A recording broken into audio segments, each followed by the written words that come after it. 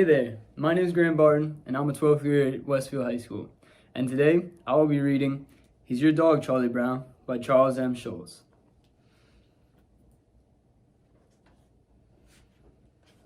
What do you do when everyone in the neighborhood is complaining about your dog?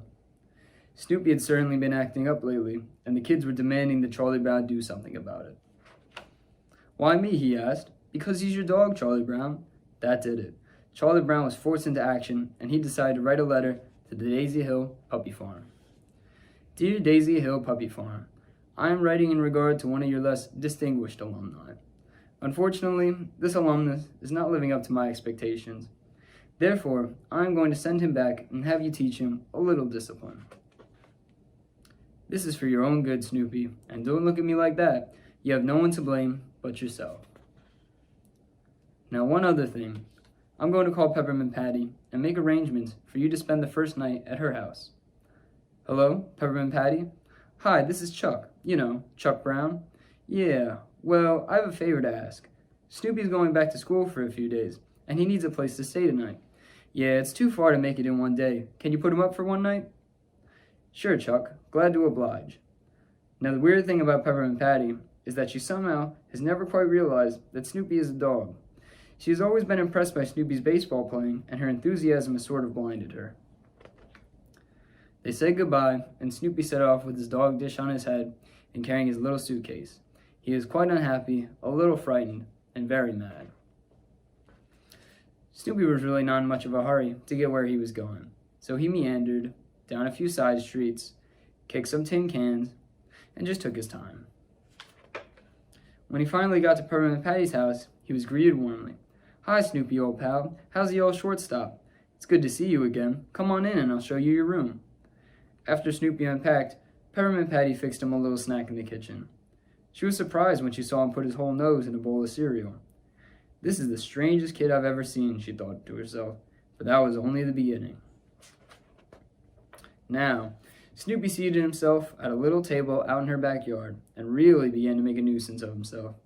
He leaned back in his chair and pretended that he was a World War I flying ace on leave in Paris, and he snapped his fingers for service, just as if he were in a little sidewalk cafe.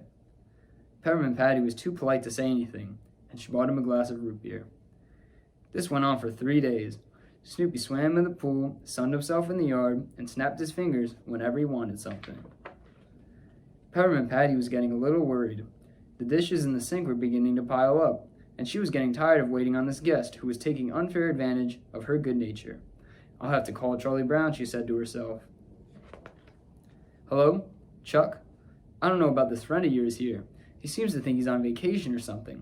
I thought he was supposed to go to school.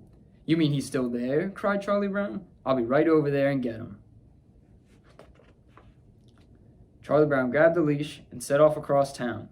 He hated the thought of putting a leash on Snoopy, but he could see no other way of controlling this dog who had gotten so out of hand. And was Snoopy ever upset when Charlie Brown snapped the leash onto his collar and tried to drag him home? Snoopy put on a wild performance, pretending that the leash was strangling him.